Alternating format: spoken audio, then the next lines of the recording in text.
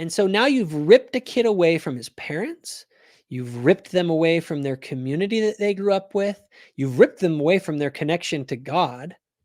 We really think this is a good way to take people, especially ones who are emotionally in a rough spot, even though all the data shows to the contrary. But hey, if you can make a buck doing it and bring them on your podcast and take advantage of it. But that's what really happens.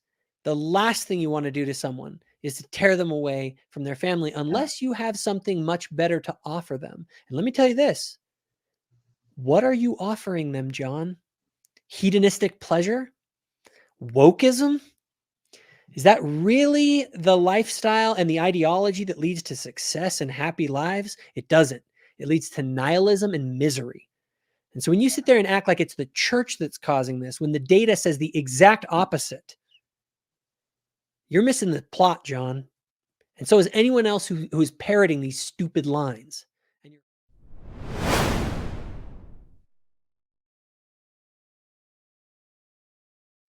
Hello, everybody, and welcome to today's show. My name is Jacob Hansen, and I am the host of the Thoughtful Faith podcast. And today I am joined by my good friend, Timber Harward. Timber, how you doing? I'm doing pretty good. Cool. Well, hey, everybody, just a quick FYI on the mark on my nose. If you're noticing it, that's just a little jujitsu mark that I got this week. So don't mind that. Timber, do you want to give a quick little introduction to yourself, just for those who've been living under a rock and don't know who you are? Sure. Yeah. So I am the leader of Beacon Ministry for Same-Sex Attracted Latter-day Saints. I'm a convert to the church. I lived a gay lifestyle before I joined the church. And yes, I chose to join the church even with knowing the doctrine. I'm now married to a woman, and I have 2 adorable little kids. That's awesome. That's awesome. It's really an interesting story. We talked about it before on my podcast. In fact, everyone can go and look up my previous conversation that I've had with Timber if you want to learn more about his story and what he's about. But Timber is one of my heroes, so it's always fun to have you on. Happy to be here. Cool. Well, hey, so you recently were involved in a discussion on Jubilee's middle ground between ex-Mormons and Mormons. And what I thought I'd do today is dig into some of the things that were said in that, because I know that when you're put on the spot in a thing like in a limited format, you only have so much time. It's hard to be able to really get into all the nuance of things. Was that your feeling as you? Oh, for sure. Yeah, especially being someone who has anxiety when I'm put on the spot. It's like my brain shuts down when I'm trying to think of the data. So it'll be nice to actually get into the actual stats and data here, rather than just hearing about John's flawed study that he did. So. All righty. Well, let's jump right in here then and start to watch some of the clips here. And I'm going to pause it probably more frequently than the audience would like, but I want to kind of break down some of the things that John was saying during that exchange. So I'm going to put that on the screen here and we'll watch. LDS church. There's 2 ways to be accepted in the Mormon church. If you're gay, you either can be celibate or you can enter into a mixed orientation marriage. And I can. Okay. So I'm just going to start right off the bat, and I'll let you first comment on it, and then maybe I'll give some of my thoughts. Yeah. So, I mean, it's true. Those are the ways that you're going to have joy, is by maintaining chastity. But that's not his implication. His implication is that you're more than likely going to be miserable. And but a lot of the issue that he has with our doctrine doesn't stem from unique church doctrine. It's Judeo-Christian morality generally. So a lot of the times that's what they're picking apart here in this discussion. Yeah, and that was my big thing with this. He says, the only way you're going to be accepted in the Mormon church.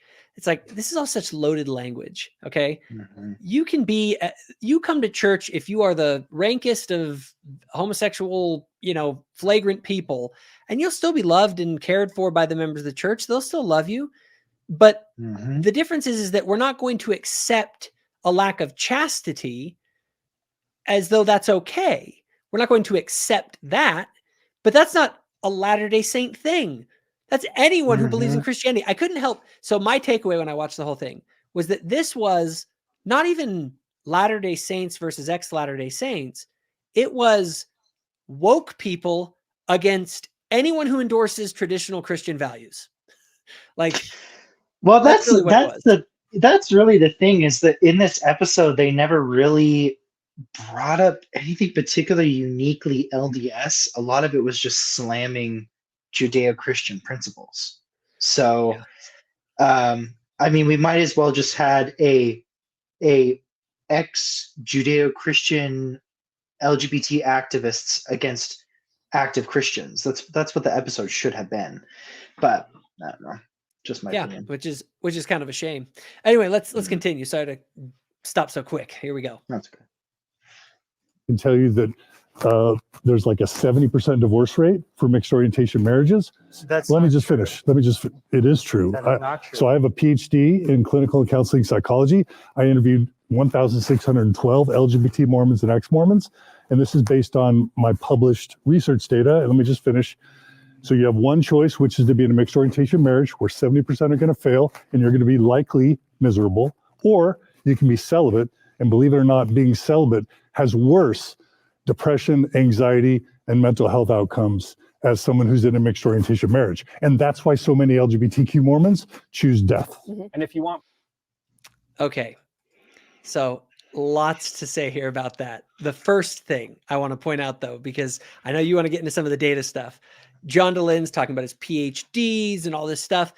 I don't know if people know this, but John Dehlin is not a licensed therapist even. Mm-mm. He's a No. life coach. Yeah. So he Yep. likes to tout all that, but he's not licensed. And my understanding is that he's not licensed because then he would be accountable to licensing and professional sort of things that he would be subject to. But I think it's worthwhile that if he's going to toot his credentials, we should recognize that John Dehlin is not a licensed therapist. But there's this persistent drumbeat that Latter-day Saints, if you are a Latter-day Saint and if you are gay, the best thing for you to do is leave the church, because the church is going to make you miserable.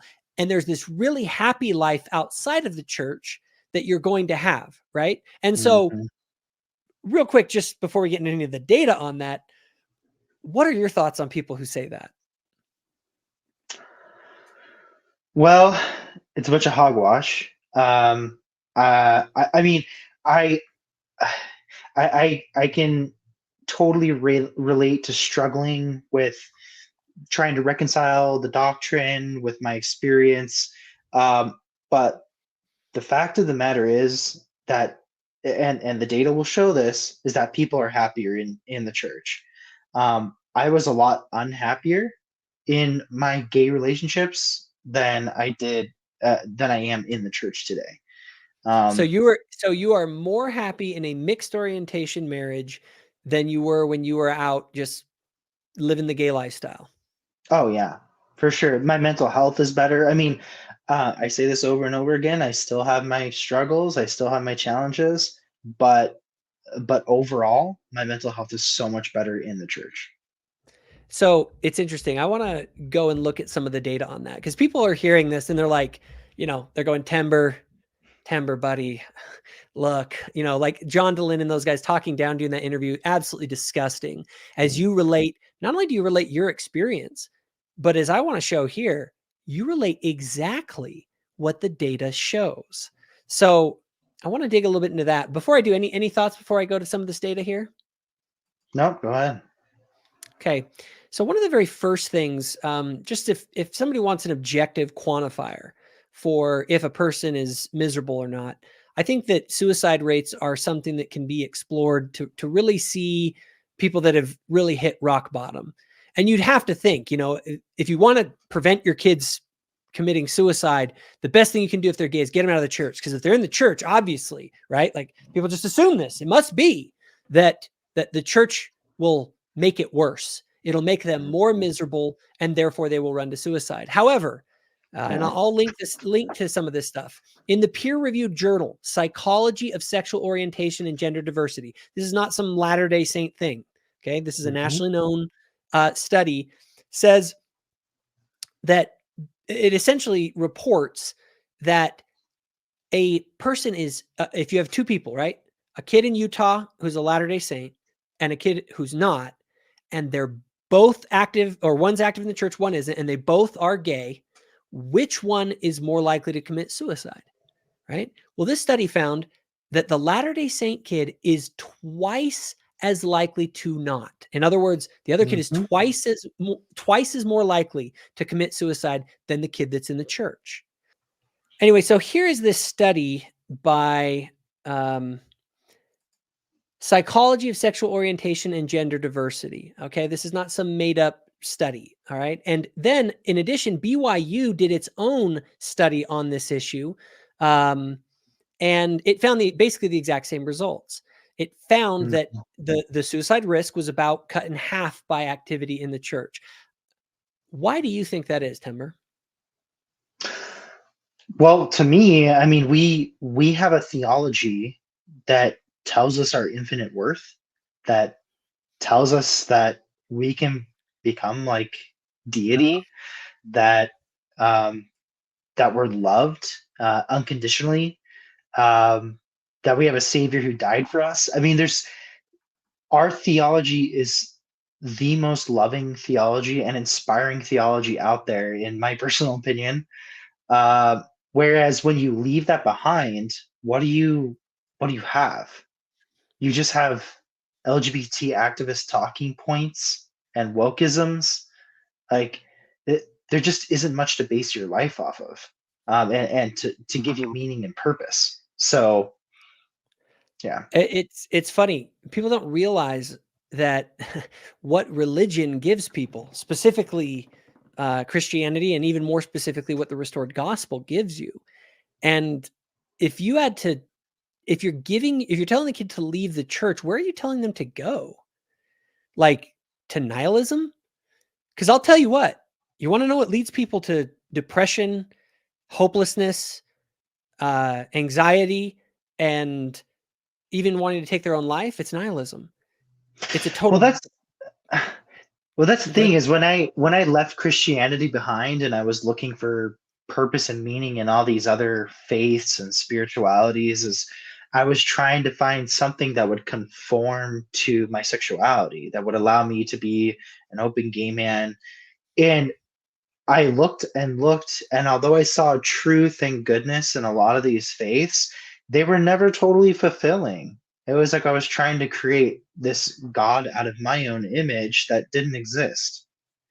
And it didn't, yeah, it just didn't bring true meaning and fulfillment to my life. But when I received that witness that Jesus is the Christ and that, holy crap, what the Bible teaches is true, and I actually need to be faithful to it. Yeah, it was a hard decision to make, but the feeling of peace that I had from the Spirit was so much more fulfilling than any of those other faiths that affirm my sexuality. So it's so much deeper. It's so much deeper than our sexuality. Life is so much bigger than sex. Like, and if you're going to give up all of the vision of the gospel, all of the vision of what Zion is, of what we're doing as members of the church, of your salvation through Christ, all of that, for what? So you can go out and live a sexual lifestyle that you want? Like, well, that's the aggravating thing, is like, even though I loved my boyfriends and my last boyfriend before I joined the church, like I wanted to marry him, I wanted to adopt kids with him, but the thing that continued to just eat at me and in the back of my mind was, where's our relationship going to go when we die? Because I had some sort of belief in God, but I'm like, the only theology that teaches marriage is lasting into the next life is the Church of Jesus Christ of Latter-day Saints. And so if that's not true, what does that mean for my relationship with my boyfriend? You know, where's our relationship is just something that lasts here, and then our family breaks apart. Well, the family I wanted to have, so yeah. And frankly, religion, it's almost a trope. Everyone should know religion reduces depression, all these mental health issues, because it provides you with a solid foundation for your life. And it was interesting because, oh, go ahead, Timber, you're going to say Well, I something? was just gonna say, I mean, there's that I brought up some data to give here that supports that idea. If you want me to read that off, do you Yeah, go have it? ahead. Is that okay? Yeah, and just So, send me the links to any of the stuff that you're talking about so I can put it in the show mhm, notes. sure. Yeah, so this is from the National Library of Medicine. The study is called the LGBT Mormon Paradox: Mental Health, Physical and self-rated health among Mormon and non-Mormon LGBT individuals, etc. But it says, in a surprising finding, Mormon LGBs report better mental health than non-Mormon LGBs, which is lesbian, gay, bisexual Yep. individuals. So anyway, that's just one Yeah, minor. that's minor no, I mean, that's not minor. That's a big deal. yeah. Okay. Yeah. Again, it's showing the same pattern. The pattern is that if you're in the church, in a surprising finding, Mormon LGBs report better mental health than non-Mormon LGBs. But this shouldn't be surprising if you realize that a person's life and mental health is much, much bigger than Mhm. just being able to fulfill every sexual whim that you have. In fact, I think that people can have enormously good mental health even if they have to live a chaste life, if they're doing it voluntarily because of something that they truly believe in. The worst miseries in life is not us being deprived of the pleasures that we want, but rather us not feeling that our life has meaning and purpose. Yeah, totally. I mean, and this isn't to say that the church culture doesn't have things that it needs to improve on. I mean, like, if we're living what Christians call purity culture, where we're just trying to we shame ourselves because we commit sexual sin or whatever, and we're just um, it's sex is a dirty thing and we shouldn't do it. You know, that's not good, and that's stuff we should purge from our vocabulary. But if we view sexuality as a healthy, beautiful thing, and um, seek to be faithful to chastity, it's uplifting, it's inspiring, it makes us feel more fulfilled. It's not something that's going to make us miserable. And Absolutely. and if for whatever reason we're single in mortality, it doesn't mean that our lives are going to be devoid of intimacy. And I mean platonic, healthy platonic intimacy with other individuals. So that's another thing that John gets wrong, is that our lives are just going to be miserable because we're suppressing our sexuality, and it's just not true. And as you've said, not only is it not true, the data is obviously showing that it's not true. Hmm. You, Yep. there's this idea of, okay, well, would you rather have your kid be in the church or out of the church if they're gay? Well, if you follow the data, you're going to want them to be in the church because they'll actually be Hmm. happier.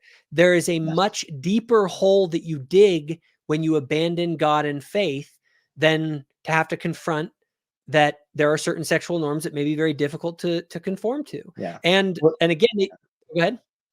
Well, that's the thing, is that the data also shows from several different studies that suicidality increases when children leave their faith behind, whether that's the Church of Jesus Christ of Latter-day Saints or any other religion. When they leave it behind, their suicidality goes up. So, um, Well, you lose hope. yeah, And guess yeah. what? Going down the path of hedonic pleasure is not anyone like we've run that experiment, everybody, a bunch of times. And it does not Mhm. lead to a fulfilling, happy life when you just embrace hedonic pleasure. You have to find something that's deep and meaningful. And I'm telling you that once you've tasted of the restored gospel of Jesus Christ, there is nothing else out there that's going to quench that thirst. And Yeah. it's funny because in Utah, because everyone likes to point to Utah, oh, there's all this suicide in Utah. Therefore, it must be the Church of Jesus Christ of Latter-day Saints that's to blame. That's how Mm. stupid these people are when they do their analysis of the data. Considering, first of all, just so everyone knows, Latter-day Saints aren't even the majority in Utah anymore. Mhm. And active Latter-day Saints, meaning ones who actually attend church, are only like 25% of the population. Okay. Yeah. So, Yeah. would you ever go and make an entire claim based on 25% of an entire population and say that 25% were to blame for everything? And not only that, they've done the studies. They've actually done it. So when they went and they looked at Utah, at the relationship between church attendance and mental health amongst Mormons and non-Mormons in Utah, guess who did the best? The more you attend church, the better your mental health. Even if you're a Latter-day Saint and you just don't attend a lot, your mental health is going to be worse. And guess who had the worst of all? The worst of all were the people that don't go to church. In other words, the best thing you can do for your mental health is get involved in the Church of Jesus Christ of Latter-day Saints. Yet you have John Dehlin out there saying the exact opposite, saying, oh, it hurts gay people. It's like, John, oh, I did this study once when I was a PhD student. It's like, dude, other PhD students have data, or other PhDs have data that refutes you, bro. Like multiple studies by non-Latter-day Saints. And everyone knows that you're an activist. Everyone knows that you literally run a business, a life coaching business, because you're not a licensed therapist, in order to make money life coaching people that leave the church. And it's really good for your business to tell everybody, hey, leave the church. And when they leave the church, they have a bunch of mental health problems. And then, hey, there's John Dehlin with his charging them money to help them out with it. It's really bad. Create the problem and then charge for the problem. Yeah. And then you charge for the solution. Yeah. Absolutely. Yeah. I mean, just to parrot what you said, I mean, the CDC, I'm just reading a stat right here. So a CDC study found that regarding LGBT use, the Family Foundation of Youth Development study found 44% of Latter-day Saint LGBT youths had seriously considered suicide, compared to 47% of LGBT youths from other religions and 77% of atheist agnostic LGBT youths. So, I mean, don't. I mean, I think I don't want to be guilty of weaponizing statistics against another side, because suicide is awful. It's tragic, and it is. It's absolutely horrible. But at the same time, it's worse when individuals are going out there and they're making these hyperbolic statements about what is contributing to suicide, and it makes the situation worse. And there are I forget the organization, but there are suicide organizations that have said to do the opposite. Like, you're not supposed to make these hyperbolic statements about what you think may be contributing to suicidality, because it leads to more suicides. It makes the issue worse. So, and that's exactly what John Dehlin's doing. Well, let's put this together. Okay. Anyone who has dealt with, like, one of the worst things you can do to a person is to deprive them of connection with other human beings. That's why we put people in solitary confinement, is like kind of the worst punishment, is to just be alone. Loneliness is hell on people. Okay. It's one of the reasons, by the way, that I don't sit here and hate on or judge people who are same-sex attracted and end up in a same-sex relationship. I don't, because at the end of the day, but for the grace of God go I. Okay. But when you tell people, okay, when you're like John Dehlin and you tell people, hey, your parents, they don't really love you, because unless they accept, as long as they hold to their religious beliefs about the nature of sexuality, they hate you. Okay. Okay. So break a kid off from his parents, people who would love him the most. Then tell them this, tell them that any one of those people in your church community that continue to hold to their beliefs, they hate you as well. Okay. And so now you've ripped a kid away from his parents. You've ripped them away from their community that they grew up with. You've ripped them away from their connection to God. We really think this is a good way to take people, especially ones who are emotionally in a rough spot, even though all the data shows to the contrary. But hey, if you can make a buck doing it and bring them on your podcast and take advantage of it. But that's what really happens. The last thing you want to do to someone is to tear them away from their family, unless you have something much better to offer them. And let me tell you this. What are you offering them, John? Hedonistic pleasure? Wokeism? Is that really the lifestyle and the ideology that leads to success and happy lives? It doesn't. It leads to nihilism and misery. And so when you sit there and act like it's the church that's causing this, when the data says the exact opposite, you're missing the plot, John. And so is anyone else who is parroting these stupid lines, and you're hurting people. Yeah. And I being there with John Dehlin, I think sometimes we can unfairly judge him and demonize him for the things he says. And I vehemently disagree with a lot of what he says. I always try to give people the benefit of the doubt. And I think I'd like to think John seriously has this deep compassion and is really trying to help people get better and is really trying to help people to live a better life. And he thinks that's out of the church. Okay, that may be his opinion. But if he's honestly trying to help people out, he will look at the actual data and realize that him trying to drag people out of the church to save them from our horrible doctrine is doing more harm than good.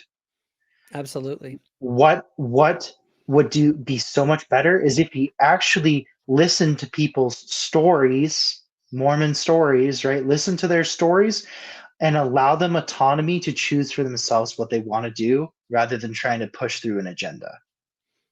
Well, and he'll try and claim that. Now, I want to just preface this for a second. All right. I don't have some personal vendetta against John Dehlin as a person. I don't have anything against him. All right. He's a child of God, just like I am. People are laughing when I said that I love John Dehlin. I'll say it again. I love you, John Dehlin. I will your good. Okay. That's what to love is, as Thomas Aquinas said. I will the good of John Dehlin. However, what I don't love and what I hate are some of his ideas. The ideas that he espouses are evil and they hurt people. And I do believe it comes from a good place. I believe that the devil's most cunning tactic and the best way to get people isn't to harness their worst inclinations, but is to harness their best inclinations, their empathy, their concern for other people. Well, And that's where a lot of it does. comes. Yeah, a lot of that comes from compassion, and that's the thing.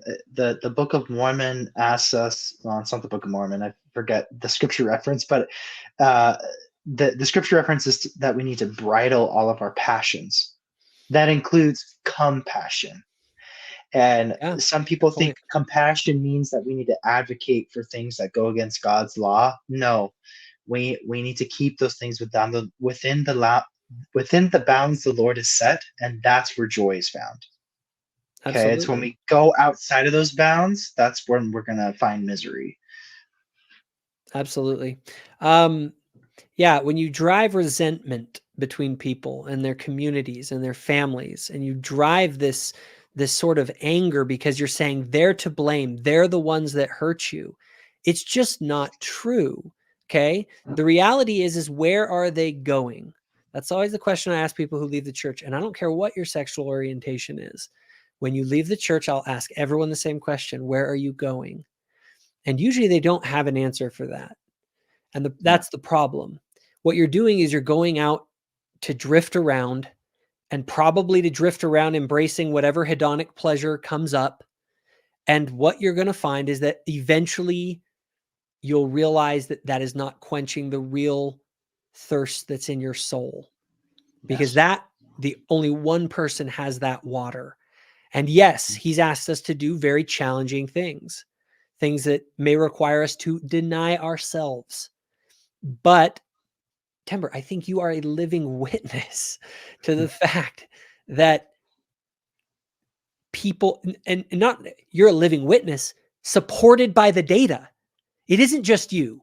That's the thing that bugs me. People want to talk about you, Timber, and say, you're the weirdo. You're the exception. Oh, even if you are really happy, Timber, you're the exception, but you're not. The real misery is abandoning God and sinking into a nihilistic hedonism. That you think denying yourself sexual pleasure is bad. Just wait till you find when you have no meaning or purpose in your life altogether. Yeah. And that's where he takes them. Yep. Yeah, and that's another thing the four options survey found is that the people who are they surveyed four different groups of people: people in same-sex relationship, same-sex marriages or relationships, people in mixed orientation marriages, single active Latter-day Saints, and single open gay members, or sorry, gay individuals who've left the church. And the most dissatisfied group with their lives were the single ex-members of the church who were sleeping around. It's Do not you think it would be surprising the? though. Yeah, It's not. yeah, yeah. Like he And like since when is it a news flash that hedonism doesn't lead to happiness? Mhm. Yeah, yeah, and I've seen it anecdotally in my life, and when I had horrible mental health issues when I was living that way. And I know so many other people who are around me, some of my best friends in that lifestyle had terrible mental health issues. And they were all using sex and partying as a way to fill that void. And it never worked. it, But it, it only brought momentary happiness, and it was fleeting. So yeah, and when like one of the things that was really interesting as I looked at some of this data, and I think this is another one that people should be aware of. Um, so there's a person in Utah named Michael Staley. Okay. And I'm not sure if he still holds this position, but at the time that this article was written, let me pull him up here on the screen. So Michael Staley in Q Salt Lake Magazine, which is an LGBT magazine, this guy right here, he is the head researcher over sort of what's causing suicides amongst the youth in Utah. I mean, this is the guy that if you want to find the guy who knows the most about the data in Utah about youth suicide, he's it. And what does he say? He says the theory of religious influences in Utah, LGBT suicides, may be overblown. And I'm going to read a little bit here about what it says. Michael Staley, who works at the Utah office of the medical examiner and is himself gay and not a member of the Church of Jesus Christ, said, despite a general perception that many of Utah's youth suicides arise from intolerance towards LGBT people promulgated through, though not necessarily intentionally, by the teachings of the Church of Jesus Christ of Latter-day Saints, the state's suicide prevention research coordinator says that may not be the case. He says, quote, there's no data to show that, period. Okay, John Dehlin, who knows more about it? You or Michael Staley? He says there is nothing about it. And he says, let me see here. He says, the people who are driving that narrative are going to be disappointed, Staley said, while at the same time recognizing that theoretically it makes sense. Like, okay, guys, at some point, you're going to realize that there's a pattern that what religion does is it gives you a foundation for your life. And what I found also in looking into some of the data in a little more detail on some of these statistics and things was in some of these studies, what they found correlates very strongly with people not going through with suicide is family connections, a lack of substance abuse, and it's like, and community. Yeah. And hey, John, hey, all you guys that are big John Dehlin fans, what are the three things that he breaks up? He tears apart your family by saying your family are all enemies because unless they accept your lifestyle, they don't love you. Community, same thing. And then, hey, go out and experiment with that new lifestyle that you can have where you can have sex and you can embrace all the alcohol and substances, and you can go do shrooms with Bill Reel. And, it's like these people are doing the very things that drive people towards harm while blaming the institution that by the data is actually helping them. It is time to stop it. Stop spreading lies about this issue. Mhm. So, but what are your thoughts? You were shaking your head in the video. You were shaking your head here. What are your thoughts? Well, I it's really frustrating because he touts his study and how thorough it was, and the huge um, the pool that he pulled from for this. And there have been there's at least one better study that I know of that completely refutes what he's saying. And so the way John got his data, or the pool of individuals that he pulled it from, it's basically, I don't know how to best explain this, but it's basically from people within his sphere of influence rather than going out to a wider array of individuals that may not be associated with each other. How do you explain that? Yeah, it's sort of Um, a selection. He's selecting, not a random selection, but he's actually it selecting from people that are Yes, within a certain sphere of his influence, which is yeah, basically ex-Latter-day Saints. yeah, and people who are questioning and stuff. So he's pulling from people within his direct sphere of influence, not randomly. And so it's a lot more limited. He's going to get the answers that he wants to hear, essentially. Mhm. And so that's where his study comes from.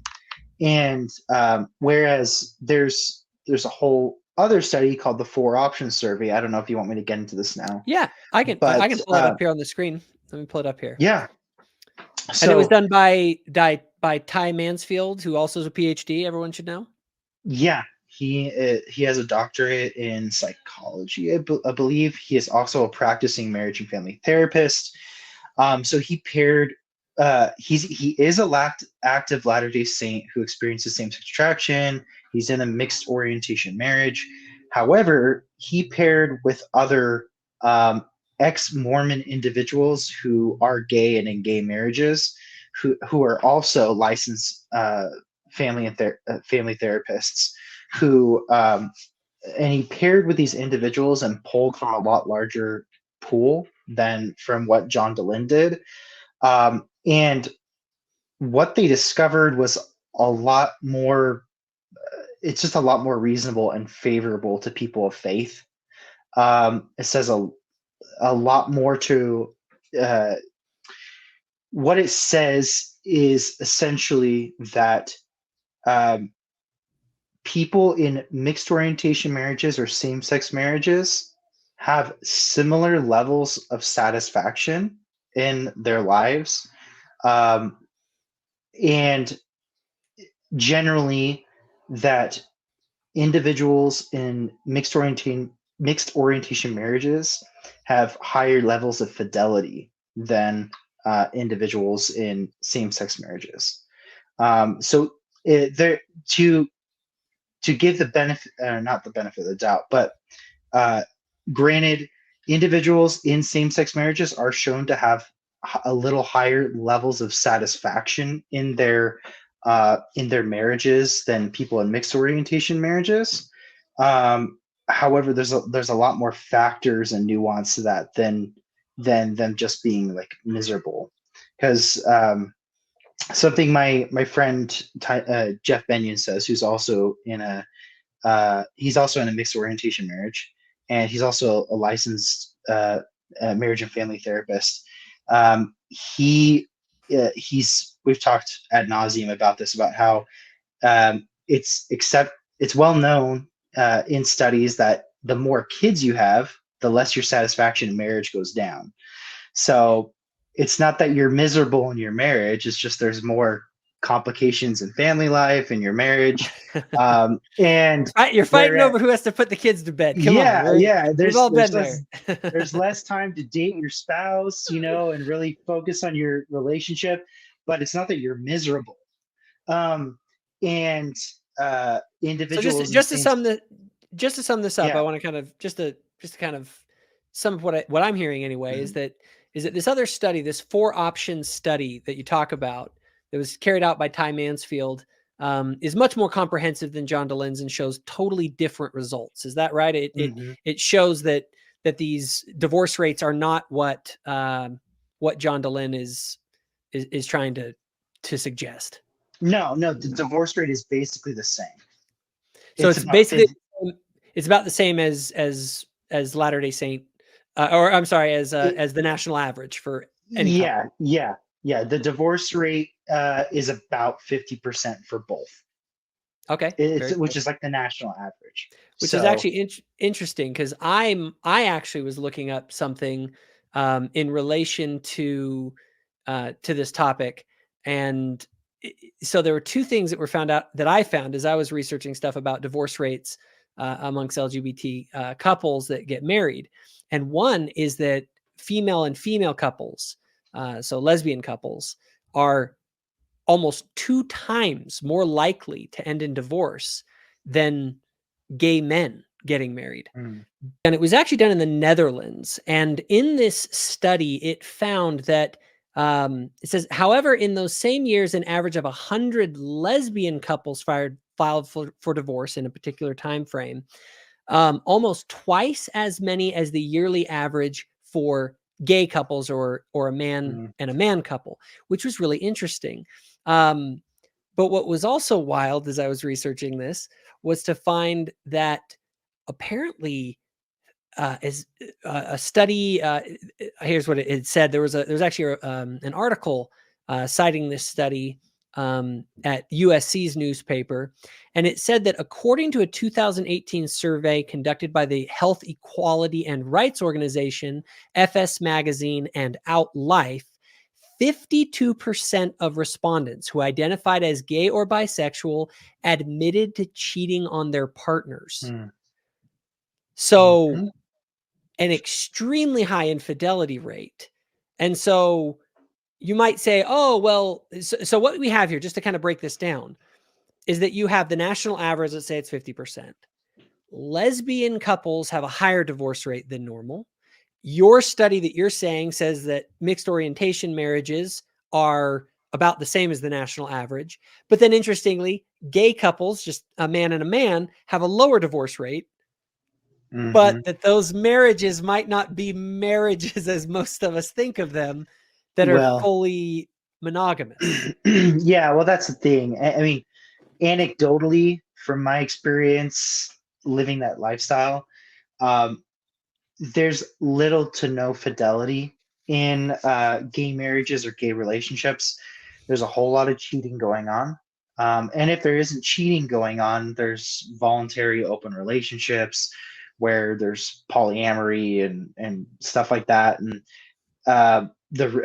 in my opinion, the reason that the satisfaction is higher in same-sex relationships or marriages is because there's a whole lot more sex and infidelity going on, where they're just inviting more people into the relationship so they have a healthy romantic life. Well, yeah. I would say it's not healthy, but to them, I mean, yeah, if your judgment is how much enjoyable sexual pleasure do I get, and people are thinking, oh, well, you guys are just like, you're making this up. No, this is actually what they're saying. I'm going to read something from this article that pointed out that there was all this infidelity, instead of the response being that, whoa, this is a real problem, we need to make sure that we're being faithful to our spouses. This article, which I'll link in the show notes, says, as queer men, we are often told that there is an ideal that we must succumb to. Sometimes we are even shamed into thinking there is a right way to build relationships, families, and lives. However, these attitudes are harmful since they are restrictive to maintain healthy, open relationships. So by open relationships, we're talking about sexually open relationships. Exactly. This That's what I'm talking about. Yes, this toxic mindset, in other words, monogamy, may be the reason why so many queer men are susceptible to cheating, and also why they end up repeatedly cheating. Practicing monogamy is only one part of the equation, but it should not be the default. Yeah. Like, okay,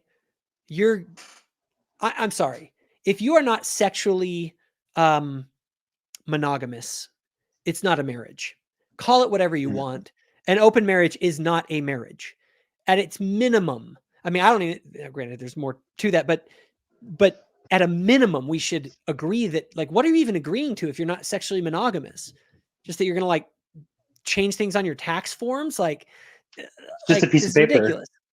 Yeah. Well, when it's just consent, if that's all, if that's the only level of if that's the only standard that matters, then monogamy certainly isn't a standard that matters. Yeah. Anyway, that's my rant. Any other thoughts as we start to wrap this up? No, I would just say, to anyone who actually cares, I guess I would say this. To anyone who actually cares about LGBT youth in the church, and wants the best for them, go to the data. Don't go to hyperbolic resources that John Dehlin provides. The best place is a loving home where there's true compassion, where there's true love, and where those families are grounded in the gospel of Jesus Christ. There's no replacement.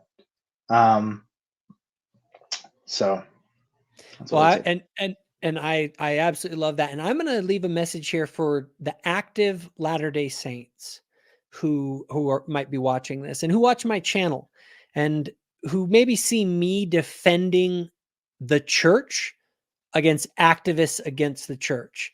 But I don't want them to ever misplace that as though I'm saying that you need to come down and be really hard on someone who's experiencing same-sex attraction.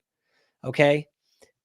Just like you said, Timber, they need a loving home with people who are doing everything they can to understand them, to love them, to give as much grace as possible, but also while helping them realize, just like you said, what the data shows, that they're not, if you leave Christ, you're not going to find some bliss of paradise and happiness out there. That's not what people are finding. And that, yes, you may have some hard decisions to make. And frankly, like for me, I don't know to what degree a person is going to be able to live the gospel as they experience these sorts of attractions. I hope and pray that they will do everything in their power to stay close to the Savior and to live the life that he wants them to live. But I don't ever want anyone to feel an excuse to rip into those in your family who need your love and support more than ever. Okay. And these are hard issues. They're hard issues for you. They're hard issues for the church. And that kind of compassion needs to be real. And so don't ever mistake someone like myself who's standing up for the doctrines of the church against those who would pervert or change them with license, or that I encourage in any way the mistreatment of those who experience same-sex attraction, gender dysphoria, or any of these issues that people face. And so I'll leave it at that. Any final thoughts, Timber? Stay close to Christ. Can't beat that. Where can people find you, Timber, if they're looking for your stuff? Check out my website, beaconSSAministry.org, or feel free to email me, beaconssa@gmail.com. Awesome. All right, everybody. Thank you very much for joining us. And I will be linking, we've talked about a lot of different data and stuff. I have the links. I'll put them down below in the show notes so that you can reference them and share them with others. And let us know what you think in the comments. So do you enjoy the content here on Thoughtful Faith? If so, be sure to hit the notification bell. This ensures that our new videos show up on your feed. Also, be sure to check out our Facebook group called Thoughtful Saints, where myself and others discuss the sorts of topics found on this channel. And lastly, if you think other people would benefit from this video, please be sure to share it.